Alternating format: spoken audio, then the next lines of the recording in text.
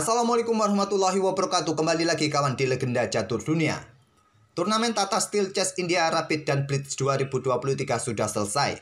MVL keluar sebagai pemenang sesi rapidnya, dan untuk sesi blitznya ada Alexander Grischuk. Di hari pertama permainan blitz, Alexander Grischuk ini menempati posisi ketiga di bawah Praggnanandhaa dan Vidit. Di hari kedua, di hari terakhir kawan, Alexander Grischuk memenangkan sesi blitz ini dengan perolehan 12 poin, selisih 1 poin atas Nordibek Abdussatrop dan juga Praggnanandhaa. Alexander Grischuk ini mendapatkan 7 kali kemenang dalam permainan blitz kawan, 10 kali remis dan hanya 1 kali kalah. Tak heran Alexander Grischuk ini memenangkan sesi blitz ini kawan, karena Alexander Grischuk merupakan mantan juara dunia blitz kawan 3 kali. Tahun 2006, tahun 2012, dan tahun 2015 kawan. Artinya Alexander Grischuk ini sangat jago bermain blitz, permainan cepat. Dan untuk game yang akan kita ulas ini, saya pilih permainan Alexander Grischuk di hari kedua berhadapan dengan Vidit Santosh Gujrati. Langsung saja Vidit pegang putih kawan, Alexander Grischuk pegang hitam. Pion D4 dipilih oleh Vidit. Kuda F6, pion C4, pion E6, ada kuda C3 menantang permainan Nimzo Indian Defense, diladeni juga oleh Alexander Grischuk dengan gajah B4. Pion E3, pilihan atau variasi yang paling banyak dipilih kawan, variasi normal. Pilihan nomor 2 adalah variasi klasikal dengan menteri C2, yang akan diikuti kebanyakan rokade di jalur utamanya. Pion A3, langsung pertukaran gajah sikat kuda C3 diambil balik oleh menteri, kemudian bermain dengan pion B6, pertahanan keres atau keres defense dari Nimzo Indian Defense, pion B6. Gajah G5, gajah B7 di sini, ada pion F3 untuk blokade diagonal terang panjang, ataupun juga untuk kontrol petak E4, petak G4, berikan ruang jika nanti ada serangan dengan pion H6 ini kawan, gajah mundur ke petak H4, dan mungkin ada pion D5, bisa dipilih, dilanjutkan oleh kedua pemain di jalur klasikal. Memilih jalur normal dengan pion E3, rokade Alexander Grischuk langsung gajah D3 dan langsung counter attack dengan pion D5 setelah rajanya aman sudah tidak berada di pusat.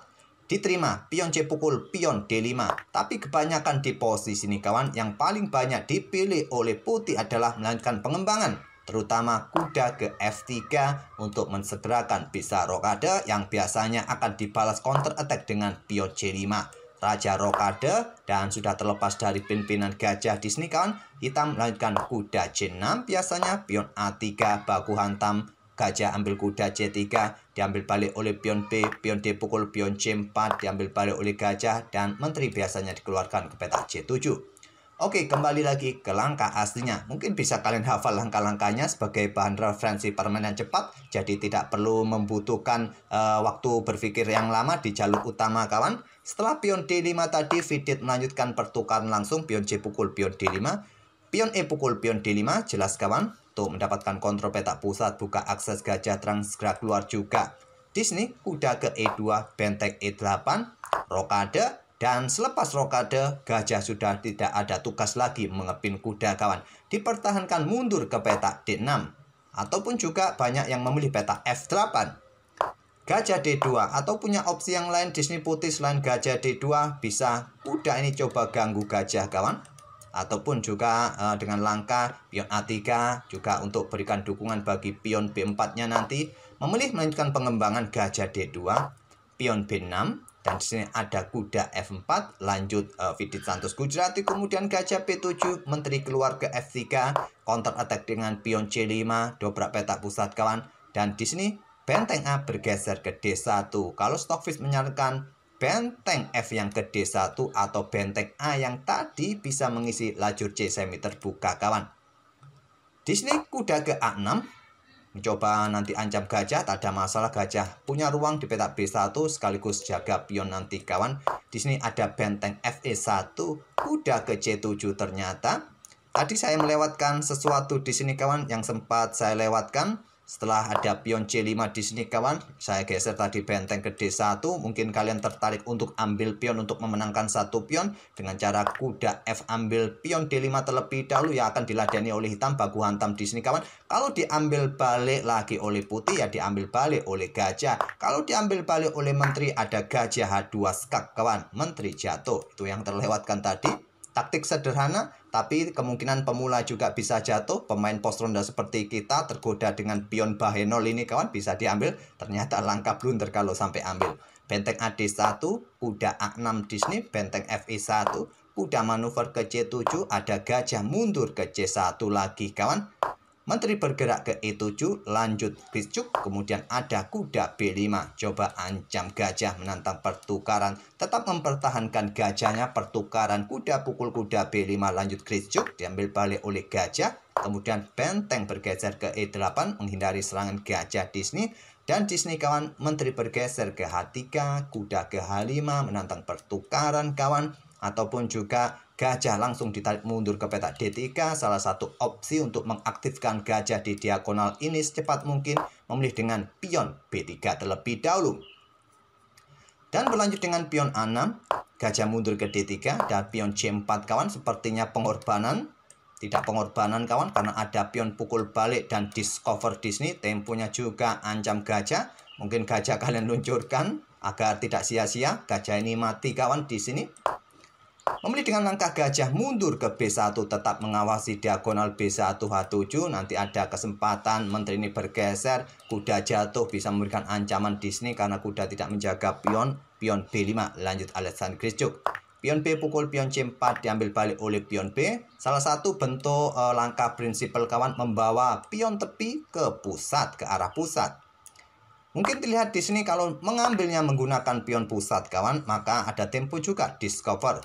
Cuma ini juga akan memberikan keuntungan putih, yaitu mempunyai pion bebas juga di lajur pusat. Walaupun terlihat juga jangka panjang di sini, hitam mempunyai pion mayoritas 3 pion melawan 1 pion. Ini juga bisa diandalkan dalam permainan endgame jangka panjangnya.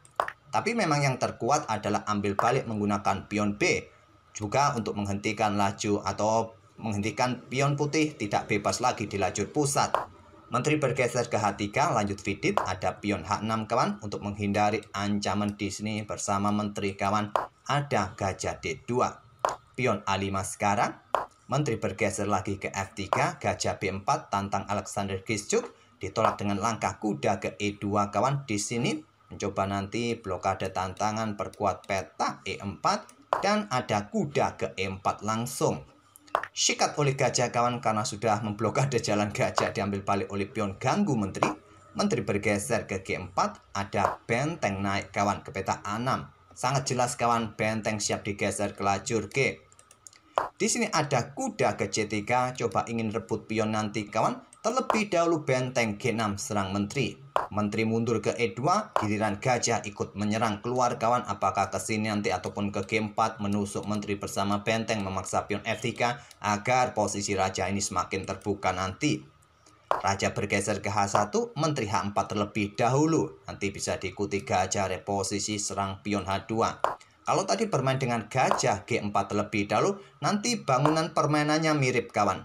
Pion F3 Disney, pion E pukul pion F3, pion G pukul pion F3, menteri mungkin bergeser ke B7 kawan, pion ini agar tidak ambil gajah. Mungkin benteng F1, perkuat posisi pion di sini, bisa dilanjutkan oleh kedua pemain.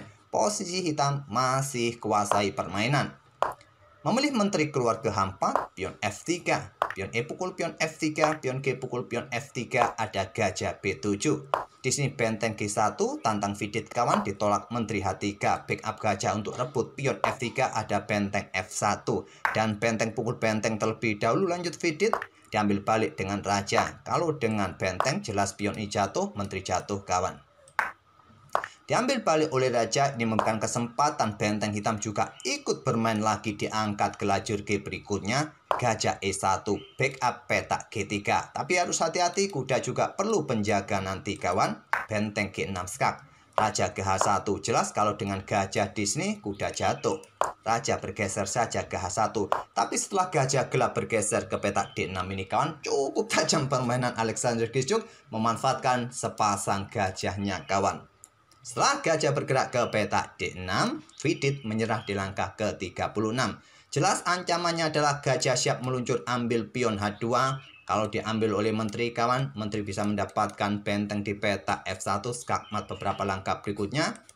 Kalaupun ada gajah Disney kawan, ya gajah pukul gajah terlebih dahulu. tidak bisa diambil menggunakan pion juga kawan. Menteri bergeser ke petak G2. Selanjutnya menteri pukul menteri skak, ambil balik oleh raja. Kemudian gajah ke E1, kuda jatuh juga di langkah berikutnya. Atau langkah yang lain seperti apa kawan? Untuk memperpanjang permainan. Ya, untuk memperpanjang permainan, gajah G3.